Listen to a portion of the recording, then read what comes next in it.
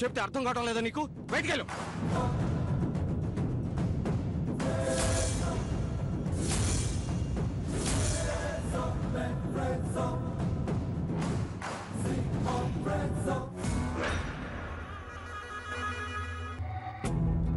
మీ కోపాన్ని నేను అర్థం చేసుకోగలను, కానీ కన్నతండ్రి అయిన మీరు, ప్రాణానికి ప్రాణమైన అక్క, సొంత కూతుర్లా చూసుకున్న ప్రసాద్ గారు లేకుండా నా దేవత పెళ్లిపెట్టెల మీద దిగులుగా కూర్చుంటే నేను భరించలేను.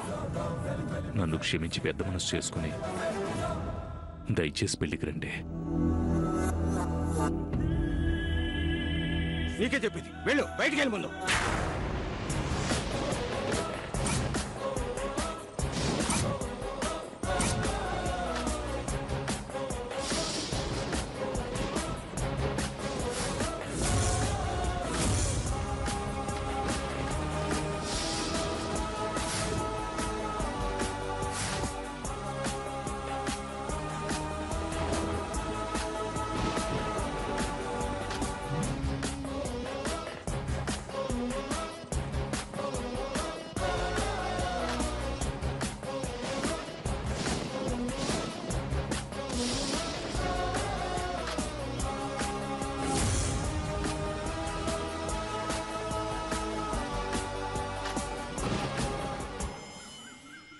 ఎందుకు దేవ్, పరిస్థితిని అర్థం చేసుకోలేని ఇలాంటి వాళ్ళ దగ్గరికి వచ్చి నీ మనసును బాధ పెట్టుకుంటావు?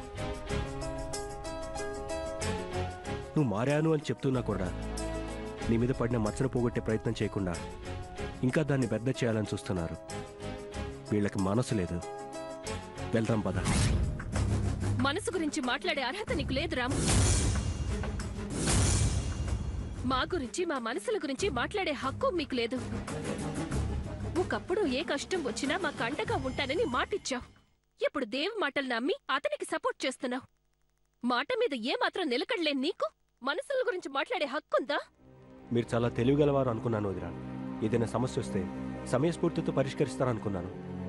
ఇంత తెలివి తక్కువగా ప్రవర్తిస్తున్నారేంటి వదినా?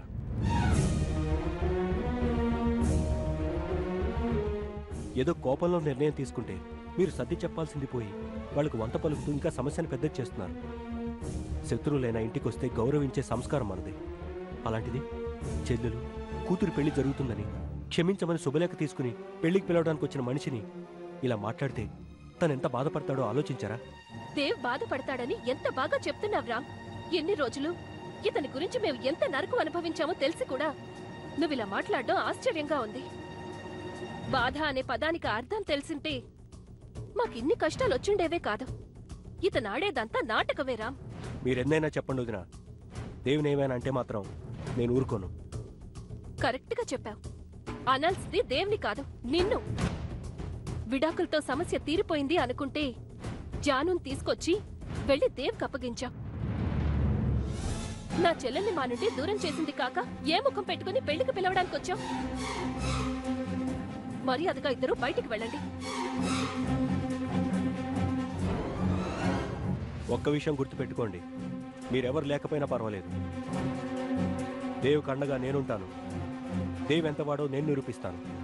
మీరొచ్చినా రాకపోయినా దగ్గరుండి నేను పెళ్లి జరిపిస్తాను.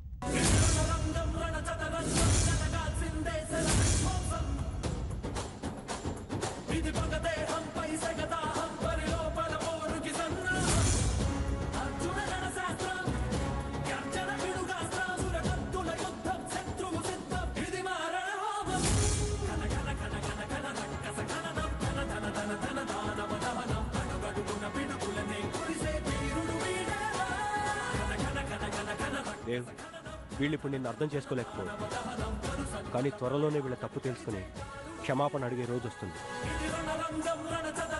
వెళ్దాం పద.